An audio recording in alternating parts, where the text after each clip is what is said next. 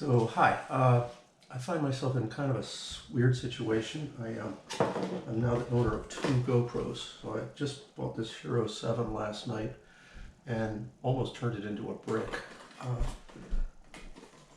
And now today the Hero 8. So that's not quite as crazy as it might sound. I'm a teacher here in Connecticut, and we've just shut down the public school systems. So we're going to be teaching online for a little while, and I needed to be able to create some videos. And then I realized I'd made a mistake with getting the Hero 7 because it's got an integrated battery. I thought, I also do some scuba diving, so I thought it'd be cool to have the ability to take it underwater. But it's actually only rated to go to about 10 meters, which isn't that great. And it turns out this thing, the 8, also is rated to 10 meters, and it has a changeable battery, which, if anything in life I've learned is you want to have spare batteries for things that need batteries. So we're actually filming now on the 7, but when I got looking at this, I realized, geez, it's a perfect chance to do one of these unboxing videos, except one thing, I sort of had already begun to tear the package open, so that's my attempt to make it look like it's still regular. The GoPro has this little tear strip on the bottom. You rip that up and it opens from the bottom. You start pulling stuff out. So it looks like that at first. It's on this little cardboard platform, and all your paraphernalia is inside. You've got the free chance to get into their cloud storage game. Basic instructions on, visual instructions on how to charge it and things like that. Need help, you can call them stickers. Like, you can stick it on the back of your laptop. I think I probably will do that, actually. And then the manual, which is a bit of a pain in the neck because it's about a 4-point font. I can't read it even with my glasses on. Actually I can, but just barely. Anyway, I think you'll probably have better luck going online and getting help that way. So what else is in here? We've got spare battery. A little USB cord. And one mounting plate for, looks like it's meant for a curved back surface. So you can take that one and put it on like your bike helmet or something. The 7 also came with one of these that had a flat surface, which, well, either one could be useful, I suppose. Alright, so then, getting the sucker off of this little stand is quite an interesting move. What you got to do is flip up this little rubber thing here, and it feels like you may need to squeeze harder than one should. You're worried about breaking it, but you squeeze these tabs in and push, and it pops out.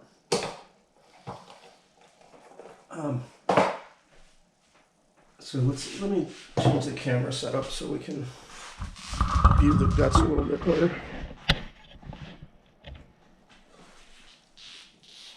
Probably want to zoom her in some too.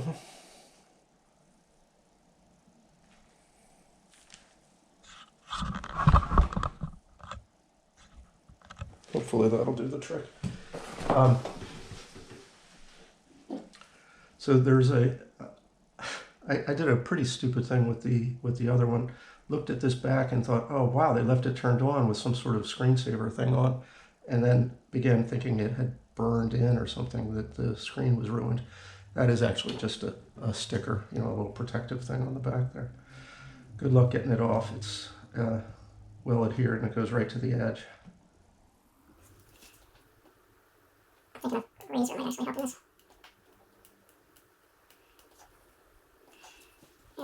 There. Okay, so you want that protective thing off of there. There's another protective device that's just sort of a part of the thing. See how it says remove and recycle? There's a little plastic collar, I don't know what else to call it, that prevents the head from turning too much while it's in the packaging. Well, I was worried about taking it off, but you know what? I don't care if it breaks or not, so get it out of there. Anyway, that's not really supposed to be there. It limits the motion of the camera on its little stand. This will be interesting if I can get the threads back in. Oh, it went right in. Okay. All right, so that's loose and ready to go, except for the one thing that they don't tell you about, and this is crucial.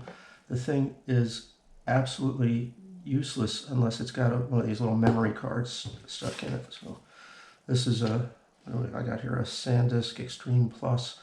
I decided to go for the 64 gigabyte just because 32 didn't seem like it would be that much time, especially if you do any videoing at 4K.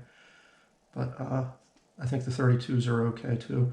It's just what I really, in doing a little research, found was people really recommending the higher speed, the U3, so it can deal with the upload and download speeds that come with doing high-res video. To get this thing open,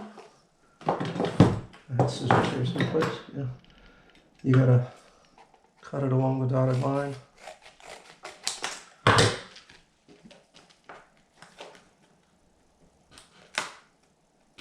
And then just kind of pry the packaging apart. The piece you're interested in is in a couple of layers of plastic. It just pops out of that first thing. And, oh, you can see the chip just started to fall out. Hey, I didn't even have to get it open because the chip fell out.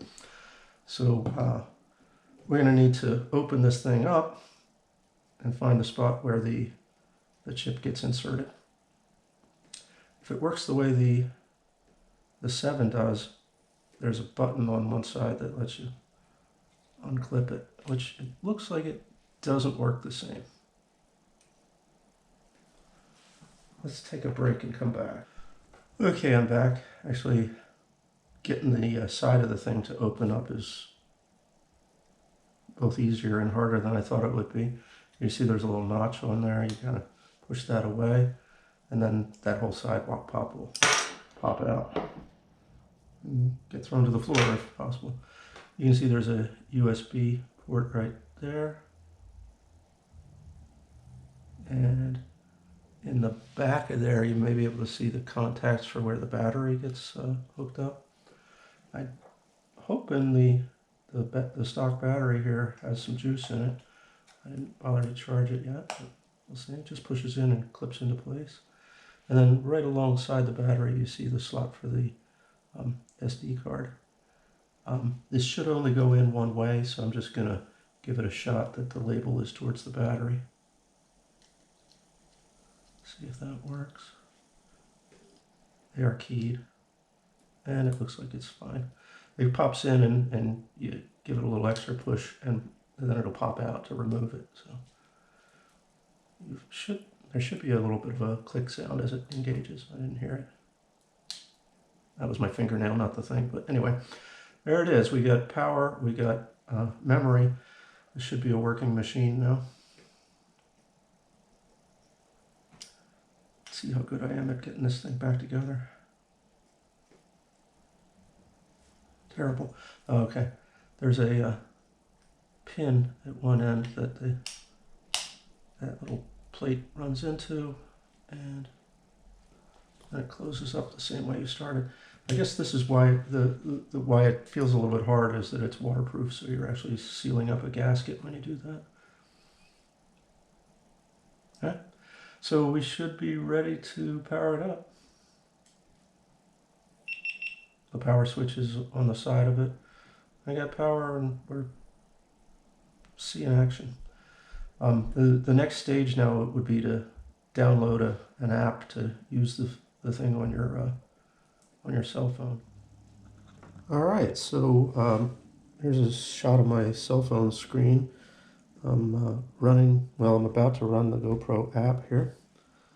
And let's see if we can actually connect to the new camera. I'm worried that it's gonna, basically deal with connecting to the old camera better.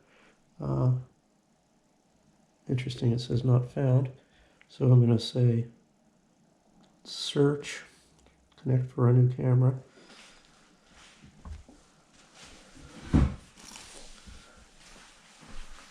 And it says we found it. Wow, that was quick. And so let's see if we can connect. The camera actually has a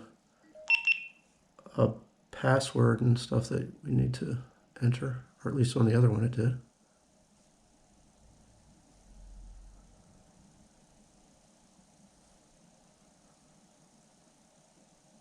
Oh wow, and it's automatically running an update because, you know, I guess the thing was sitting on the shelf for quite a while. They got some software upgrades to do.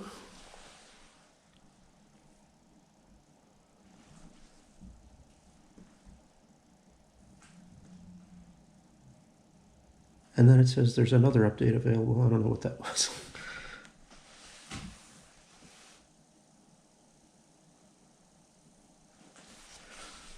Well, this is as exciting as watching paint dry. I don't think I need to change my GoPro's name. You want to give it a funny name? It's beeping at me. Oh, its power was low. So the new camera's battery just went out, and I will have to get her charged and then come back to this. All right, let's try this again. There's the GoPro software on my Android phone.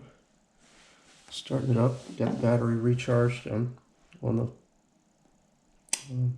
GoPro 8, Hero 8.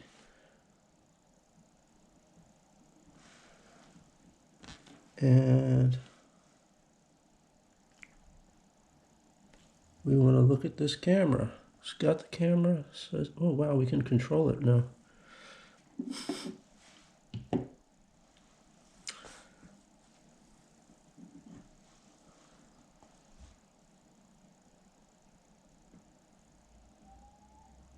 Not the fastest connection though, is it? Oh, first we got to update. All right.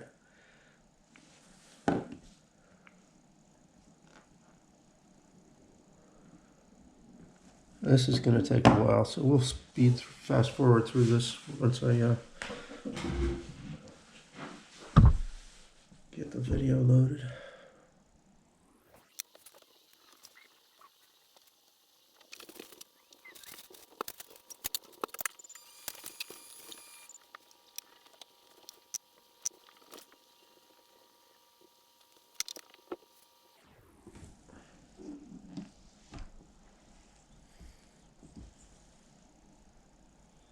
So there it is. We're looking at the GoPro output on the cell phone now.